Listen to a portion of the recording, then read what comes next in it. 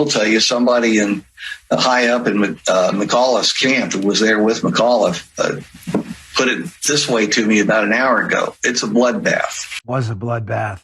And it was a bloodbath because you showed up.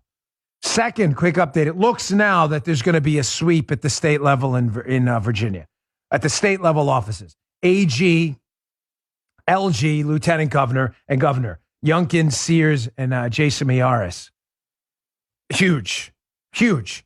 It also looks like the state house in Virginia is going to flip back to Republican control.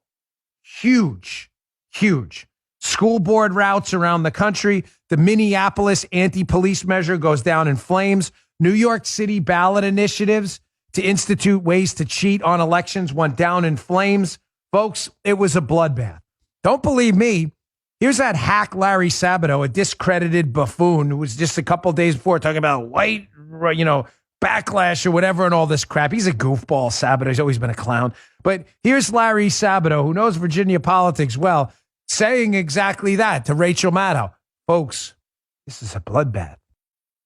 The story is, I'm not going to call it a blowout because we don't have the final numbers, but I will tell you, somebody in high up in McAuliffe's camp who was there with McAuliffe put it this way to me about an hour ago. It's a bloodbath. And so far, everything we've seen pretty much falls along that line. And while we don't have complete figures, anything close to complete figures for the House of Delegates, you could guess based on what I've just said.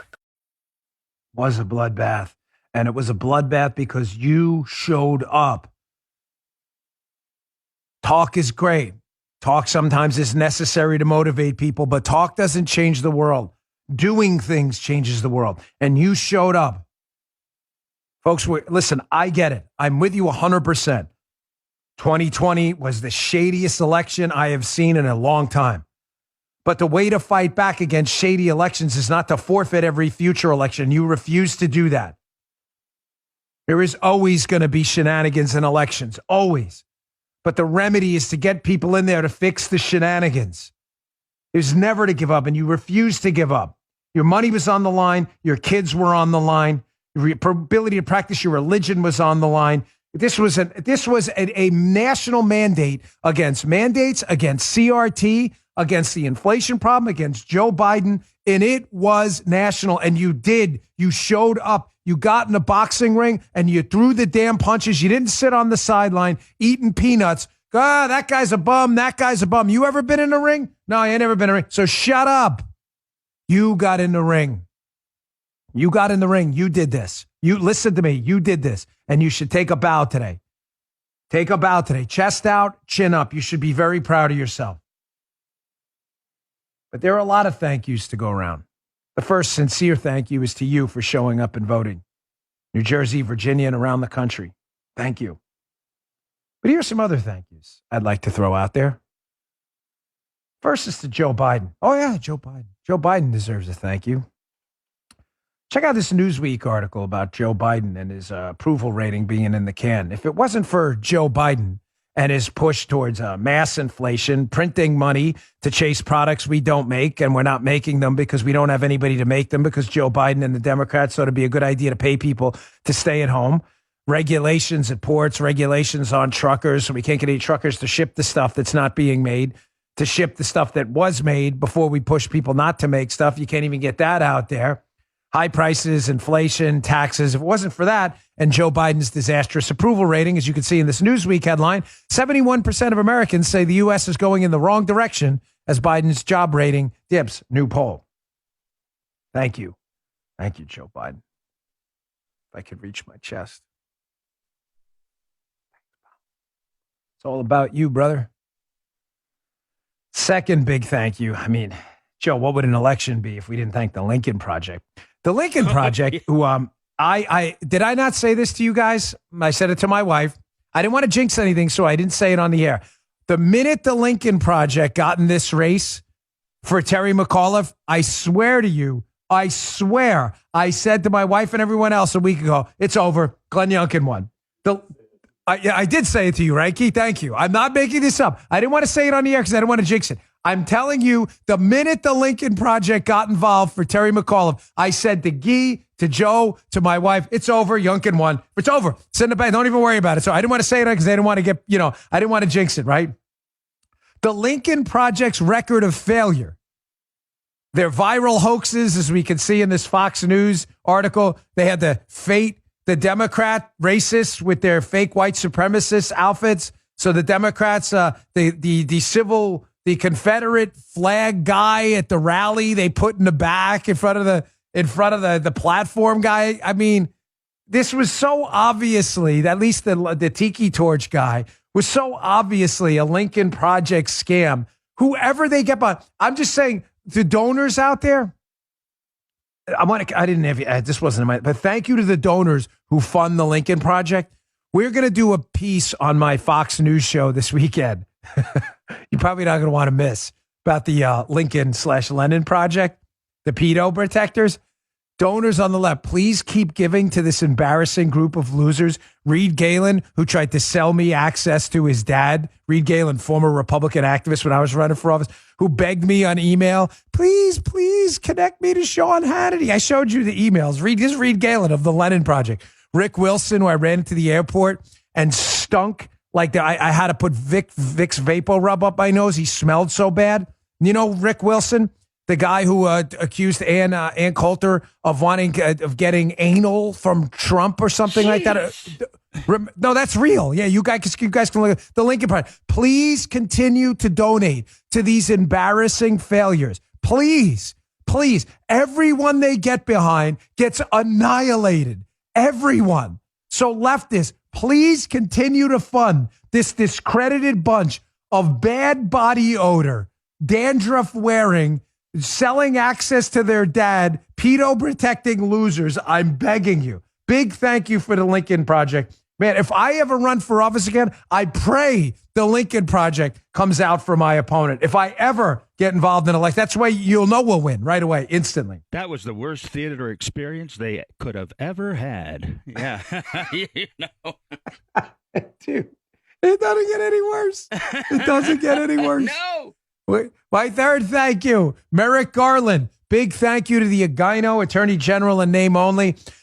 As we saw in this U.S. News and World Report story, if it wasn't for Merrick Garland sending out a tyrannical letter from the Department of Justice targeting parents who showed up to protest for their schools, for better schools, targeting those parents as domestic terrorists, I don't know what would have happened in this race. We might have, it might have been closer. We might have lost. So a big thank you to the Bongino, Joe Biden, the Lincoln Project. Yeah, big, huge thank you to you guys. A big thank you to Loudoun County Schools, their school board. The school board who thought it was a good idea to institutionalize critical race theory despite public opposition, as we see in this article to Federalist. If it wasn't for that, Matt Walsh from the Daily Wire showing up out there, Luke Rosiak, who reported on the father of the girl who was raped, who was then attacked by Loudoun County Schools, and most importantly of all of those, the parents. You matter most. Ian Pryor, Chris Rufo, activists who exposed critical race theory in schools. If it wasn't for you all, but most importantly, keep the attention where it's deserved. The parents.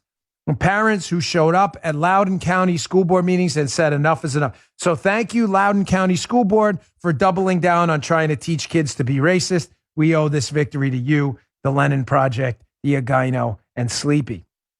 Got a couple more thank yous here. Want to get in Major League Baseball. Thank you dipwads, for pulling the All-Star game from the state of Georgia because they were trying to institute a free and fair election system in Georgia. That pretty much galvanized the sports world against the Democrats. So we really appreciate that. People just want to be left alone to watch a ball game, even the All-Star game. It doesn't really even mean much. It just, it relates to home field advantage. I think of the postseason. That's it. I don't even know if they're still doing that, but it doesn't even mean much, but we couldn't even enjoy that. Major League Baseball, Rob Manfred had to pull that out. So you got humiliated. The Atlanta Braves turned around, stuck it in your face, and won the World Series. So big double-barrel middle finger to you. But thank you for galvanizing the sports world, Rob Manfred, and the losers who manage the Major League Baseball Association. Big thanks there. Another big thank you to a member of the squad who frequently gets overlooked for her contributions to the Republican Party, Joe. It's always about everybody's always thanking AOC. That's right. you know, Ayanna Pressley and others. Cori Bush is a new member. What would we do without Cori Bush? Big thank you to Cori. There you go. Cori Bush. Cori, Thank baby. you, Cori Bush. Leftist member of the squad. Geese applauding Joe. Big round of applause from Joe. Here's an article in The Hill. Just days before the election, Cori Bush rips the only centrist Democrat left up on the Hill. Cinema, not so much. She does some things, but I think she's a lefty too. Cori Bush rips Joe Manchin on spending bill opposition, accuses him of being anti-black, anti-child, anti-woman, and anti-immigrant. Thank you, Cori Bush. For Democrats around the country who align with Joe Manchin's West Virginia state values, now they're anti-woman, anti-black, so they're all racist, misogynist, and xenophobes. Thank you, Cori Bush, for reminding America about exactly what we don't want in members of Congress and governors. So thank you, Cori. We appreciate that. I want to thank Cori again. She gets a double round of applause here. Thanks, Cori, for this one. Excellent work. Double. Yeah, I know. Two, that's big. We haven't done that before. That's right. Here is a video of Cori Bush from just a few months ago as Democrats around the country were embarrassed by the defund the police, anti-public safety position of most of the liberal members of their party. Cori Bush doubled down and was like, I got private security, but you can plant a wet one on my caboose because I still want to defund the police, even though I'm using your money to protect myself. This was great. Check this out. I'm going to make sure I have security because I know I have had attempts on my life and I have too much work to do. There are too many people that need help right now for me to allow that. So if I end up spending $200,000, if I spend 10 more dollars on it, you know what? I get to be here to do the work. So suck it up, and defunding the police has to happen. We need to defund the police and put that money into social safety. So suck it up, losers. Suck it up. I'm going to take your money, spend up to $200,000 on my security because I get death threats. Keep in mind, she's talking to people who live in places like Chicago that has a higher death rate than 1980s by Beirut in some cases, right? Yeah. So there you go. Cori Bush. Thanks, Cori. Great job there. We really appreciate it. We needed that reminder before the election about how crazy all of you are up there. Keep talking, Cori, please, throughout the 2022 and 2024 election. I think Republicans should start a PAC to donate to Cori Bush and the Lincoln Project. It is just, that would be just terrific. A couple more quick thank yous before we move on to the best media meltdowns you're not going to want to miss. The National School Boards Association. Thank you. Thank you. What would we do without you guys? Decided it was a good idea to contact the White House to get parents who speak out for their kids' education targeted using the Patriot Act, as we see in this Fox News article. National School Boards Association. Thank you. Thank you very much. That was just, I mean, without that, who knows where we'd be right now. New Jersey could have been a 10-point blowout. And finally, just a quick thank you to one of the most hapless buffoons out there in the media ecosystem who frequently escapes scrutiny on this show because there's so many other idiots out there. But the not so great Jennifer Rubin at the Washington Post, who once pretended to be a conservative, who called it on September 16th, Joe, 2021, when Bill Kristol, rhino, phony, fraud Republican, Bill Kristol endorsed McAuliffe. She said, and I quote, "This Bill Kristol endorsement will be big." Trust me. Oh, it was big. Yeah, it was big. It was big. All right, Jen. Oh, it was big. Just not in the way you thought, Jen. So good job, Jennifer Rubin, and a big thank you to Sleepy Creepy, the Lincoln Project, Merrick Garland of the Loudoun County Schools, Major League Baseball, Cori Bush and the squad, the NSBA, and Jennifer Rubin. You just heard the Dan Bongino Show.